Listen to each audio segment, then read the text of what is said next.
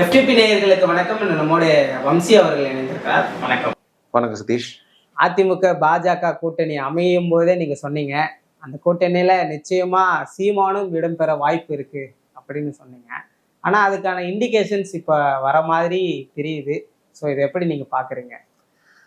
Indications எப்படின்றத first நான் explain பண்ணிடுறேன். இது நீங்க ரெண்டு இது எடுத்துக்கோங்க. இப்போ சீமான் திரு எடப்பாடி பழனிசாமிக்கு 2024 அவர் பிறந்த நாளுக்கு வாழ்த்து செய்தி என்ன போட்டிருக்காருன்னா, எதிர்கட்சி தலைவரும் முன்னாள் முதலமைச்சருமான அதிமுக பொதுச்செயலாளர் எடப்பாடி பழனிசாமி பிறந்தநாள் வாழ்த்துக்கள். Formal, straight, precise. இந்த வருஷம் பிறந்தநாள் வாழ்த்து எடுத்து பாருங்க. இதுல என்ன போட்டிருக்காரு? இதுல அதே மாதிரி இதை தாண்டி எடப்பாடியின் ஆட்சியின் சாதனைகள்ல ஒரு பட்டியல் இருக்காரு. அதுல முதல்ல அவர் பட்டியலிட்டதுன்னா, நாம் தமிழர் கோரிக்கையை ஏற்று தைப்பூசத்துக்கு விடுமுறை கொடுத்தாரு. அது ஒண்ணு. ரெண்டாவது என்ன போட்டிருக்காரு? இந்த பாதுகாக்கப்பட்ட வேளாண் மண்டலம் அமைப்பது, அப்புறம் மாணவர்களுக்கு 7.5% இடஒதுக்கீடு, அதுக்கப்புறமா 11 மெடிக்கல் காலேஜ் கொண்டு வந்து, இதெல்லாமே எடப்பாடிக்கு சாதனை சொல்லி எடப்பாடிக்கு போட்டிருக்காரு. இப்போ இதை போட வேண்டிய அவசியம் இல்லை. நீங்க போன வருஷம் போடலாம். இது ஏன் இப்போ போடுறீங்க?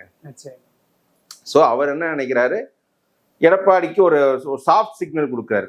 அது ஃபர்ஸ்ட் பாயிண்டே நாம் தமிழர் கோரிக்கையை ஏற்று அது தைப்பூசத்து விடுமுறை கொடுத்தாருன்னு சொல்றாருல்ல. ஸோ நாம் தமிழர் நாங்கள் கோரிக்கை வச்சா இவர் செய்வாரு, நம்மளோட கோரிக்கைகளை இவர் வைத்து நிறுத்தலாம் அப்படின்ற அந்த ஒரு சாஃப்ட் சிக்னலை அந்த கேடரஸ்க்கு கொஞ்சம் கொடுக்குறாரு. அந்த ஆட்சியில ஒரு பெனிஃபிட் சொல்றது. அப்போ இவரோட கொள்கை தமிழ்நாட்டை தமிழர் ஆகணும், எடப்பாடி தன்னை பச்சை தமிழர் தான் சொல்றாரு. ஸோ அந்த கொள்கையின் அடிப்படையில் எடப்பாடி ஏத்துக்கிறதுல ஒரு பிரச்சனை இல்லை. ஸோ அந்த ஆங்கிள் நமக்கு இதெல்லாம் நல்லா பண்ணியிருக்காரு. திமுகவுக்கு அதிமுக பரவாயில்ன்றது எப்பவுமே அவங்க ஸ்டாண்ட். 2016 கருணாநிதி ஆகிறதுக்கு ஜெயலலிதா வந்துட்டு போகலாம் அப்படின்ற அந்த மாதிரி ஸ்டாண்ட் இருந்து. ஸோ திமுக அதிமுக பரவாயில்லன்ற ஸ்டாண்டு தான் அப்போ இருந்தார். இப்போ அந்த லைன்ல கொஞ்சம் சாப்பிட்டா போறாரு. அதுல அவருக்கு கூட்டணி இந்த சாய்ஸ் எடுப்பாரா இல்லையான்றது நம்ம இறுதிதான் தெரியும். அது என்னன்னா, மெயின்லி எந்த மாதிரி ஆஃபர் அங்கிருந்து வருதுன்றது பொறுத்த இருக்கு. இப்போ இவர் அரசியல்வாதிகள் என்ன பேசுறாங்கன்னு பார்க்கணும், என்ன செய்யறாங்கன்னு பார்க்கணும். இவர் இப்போ ஒரு இண்டிகேஷன் கொடுத்துட்டாரு, நான் உங்களுக்கு சாப்பிட்டு தான் இருக்கேன்னு. இப்போ அந்த ஆஃபர் அதிமுக என்ன ஒரு ஆஃபர் கொடுக்குது, பாஜகவை தாண்டி பாஜகவே இருக்கும்போது இவருக்கு இப்போ எந்த மாதிரி ஆஃபர் கொடுக்குறாங்கன்னு அது பொறுத்து தான் இருக்கு. நிச்சயமா சீமான் ஒரு துணை முதலமைச்சர் அந்த மாதிரி ஒரு டீல் எதிர்பார்ப்பாரு. அது கொடுக்குறாங்களா இல்லையா அப்படின்றது தெரியல. பட் நான் முன்னமே சொன்ன மாதிரி சீமான் எடுக்க போகும் முடிவு 2026 தேர்தல் முடிவே தீர்மானிக்கக்கூடிய முடிவாக தான் இருக்கும்னு நான் பார்க்குறேன். ஒருவேளை 2026 சீமான் அவர்கள் தனித்து நிற்கும் பொழுது திமுகவை தோற்கடிப்பதற்காக அதிமுகவிற்காக வெளியில இருந்து வேலை செய்யலாம் இல்லையா? அந்த மாதிரி பண்ண மாட்டாரு. அவர் இது வரைக்கும் வந்தா பண்ணதில்ல. எனக்கு வர ஓட்டு வரணும் அப்படின்ற மாதிரி தான். இப்பவே அவர் போறாருன்னா விஜய் உடைய ஸ்டாண்ட் எப்படின்றது அவருக்கு ஒரு உள்ளுக்குள்ள ஒரு அச்சம் இருக்கு. விஜய் கரெக்டா தன்னை பொசிஷன் பண்ணிட்டாருன்னா தன் பின்னால் இருக்கும் இளைஞர்கள் பெரும்பாலும் விஜய் பின்னாடி போவாங்கன்ற ஒரு அச்சம் அவர் உள்ளுக்குள்ள வந்துருச்சு. இதுதான் பேஸே. ஏன்னா இப்போ ஒரு கட்சி ஆரம்பிச்சு வாக்கு வங்கி நிரூபிக்காத ஒருவருடன் கூட்டணின்னு வெளிப்படையா அறிவித்தார். நீங்க விஜய் அதை பத்தி பேசாத போது வெளிப்படையா கூட்டணின்னு அறிவிக்கும் போதே, அப்போனா விஜய் ஒரு அரசியல் சக்தி அவரே பாக்குறாரு. அதுவும் இவரோட வாக்குகள் அந்த பக்கம் போகுன்ற அச்சம் உள்ள வந்துருச்சு. ஸோ அதுதான் விஜய் எப்படி ஒழுங்கா பொசிஷன் பண்ணிட்டாருன்னா, அவருக்கு அதுக்கப்புறம் பின்னாடி எப்படி இருக்கும். ஒருவேளை நம்ம 8ன்றது 10, 12 போச்சுன்னா பிரச்சனை இல்லை. 8ன்றது 6 நாள் வந்தா என்ன பண்றது? அப்போ இந்த 8க்கே உண்டான ஒரு சீட்டை வாங்கி சீட் கன்வர்ஷன் பண்ற வேலை போன்ற அந்த ஒரு டிசிஷன் எடுத்த மாதிரி தெரியுது. இது பட் இன்னமும் நான் சொல்றேன், இதுவும் அவர் ஃபைனல் முடிவு தேர்தல் இருக்கிறதுல எடுப்பாருன்னு நான் நினைக்கிறேன்.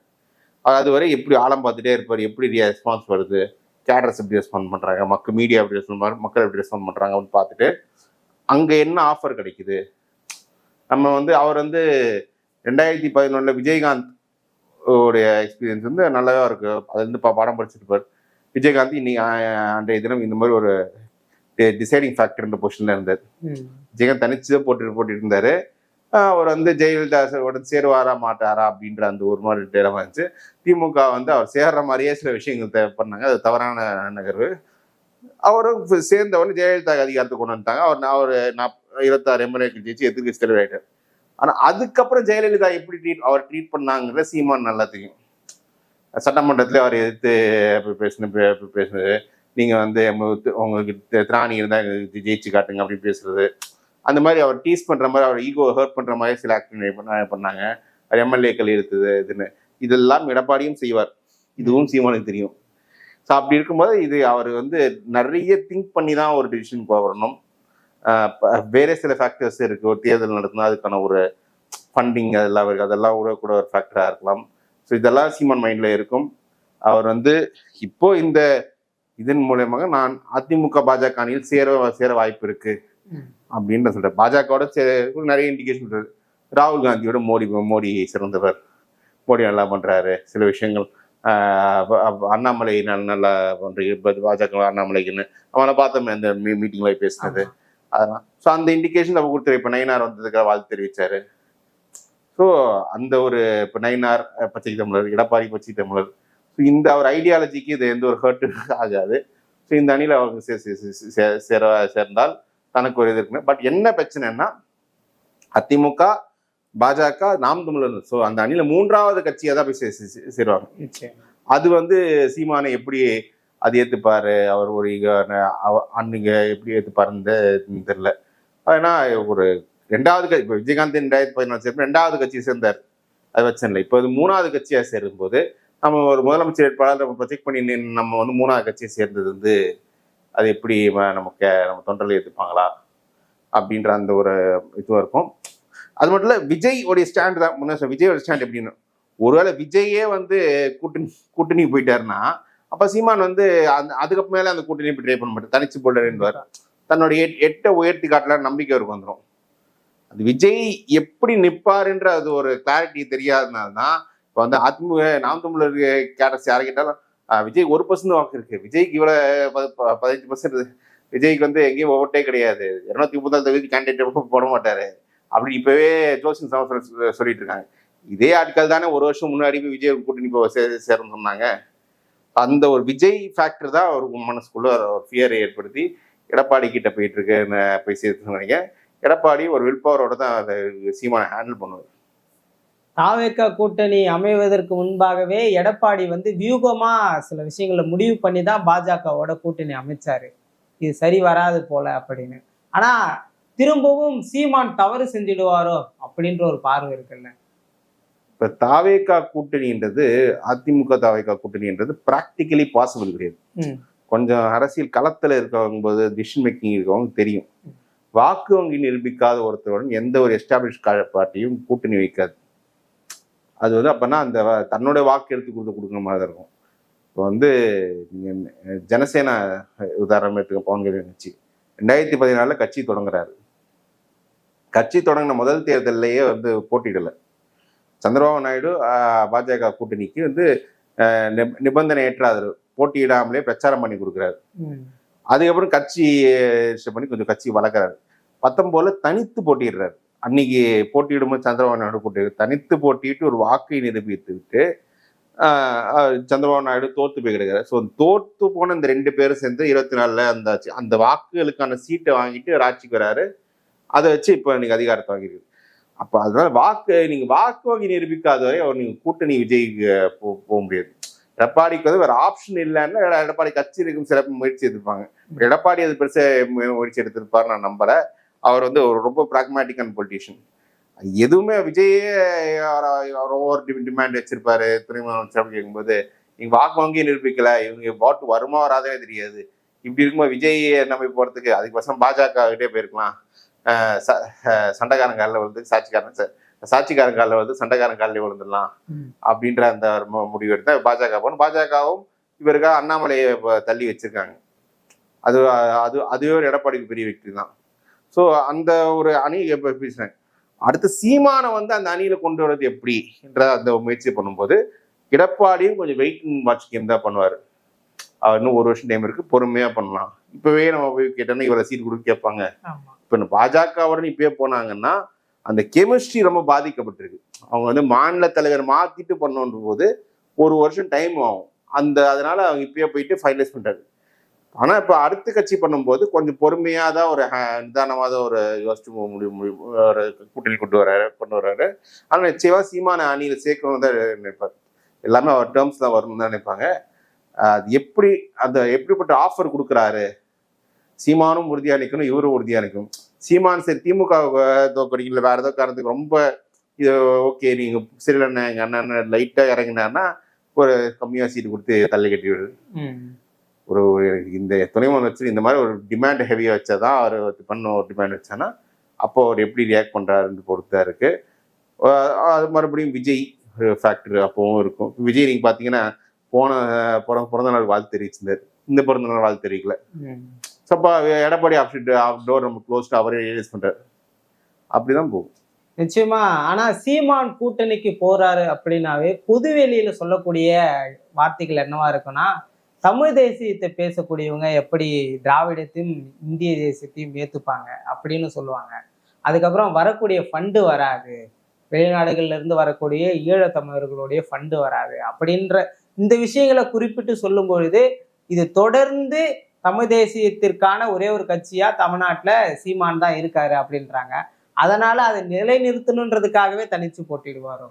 அவர் எல்லாருமே அவங்க லாபத்துக்கு தான் கட்சி நடத்துவாங்க. இதே சீமான் வந்து இலை மலர்ந்த ஈழமலர் சொன்னால்தான் அவருக்கு என்ன லாபம் அது. அப்ப தனிச்சு நிக்கிறதுல அவருக்கு லாபம் கிடைச்சது.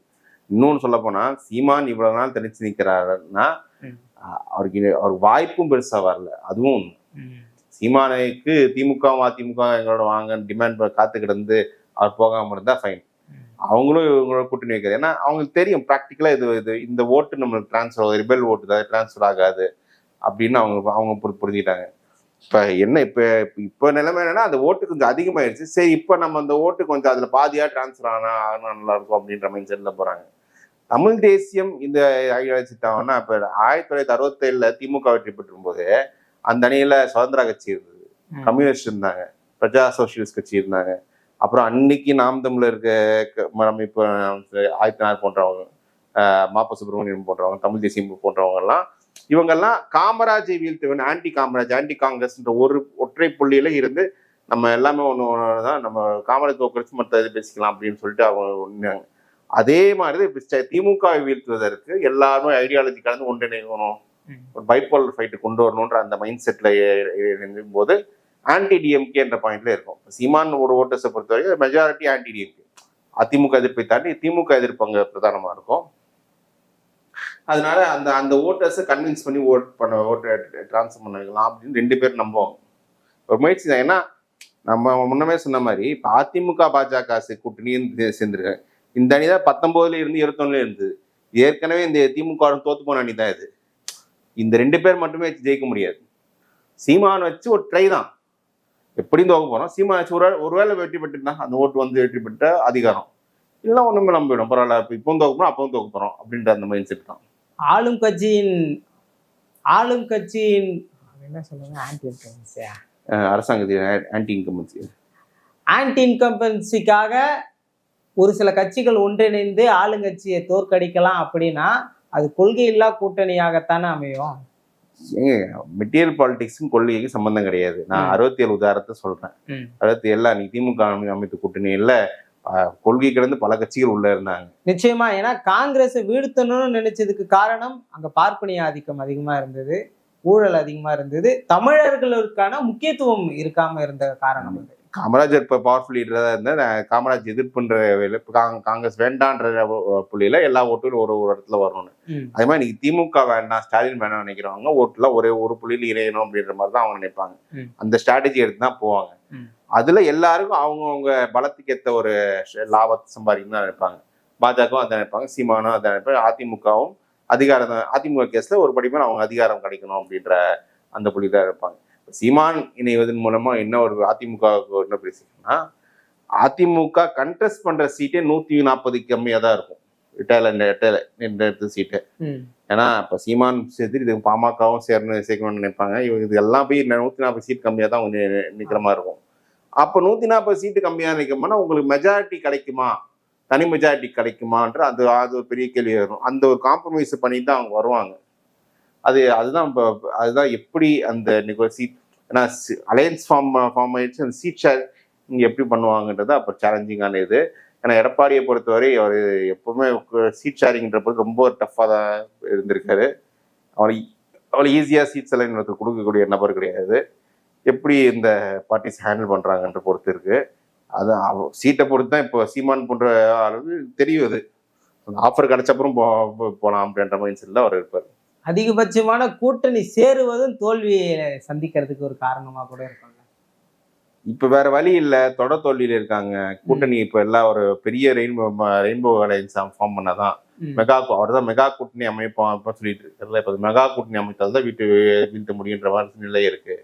அதை நோக்கி தான் அவருக்கு பயணிக்கணும். நிச்சயமா 24ல எடப்பாடி சொன்னதை 26ல நிறைவேற்றிருக்கிறாருன்னு தான் பார்க்க முடியும். நிறைவேற்றிருக்காருல 26 பார்க்கணும். அதான் பொறுத்து இருந்து பார்ப்போம் எப்படி இருக்குது களம் அப்படின்னு. நன்றி.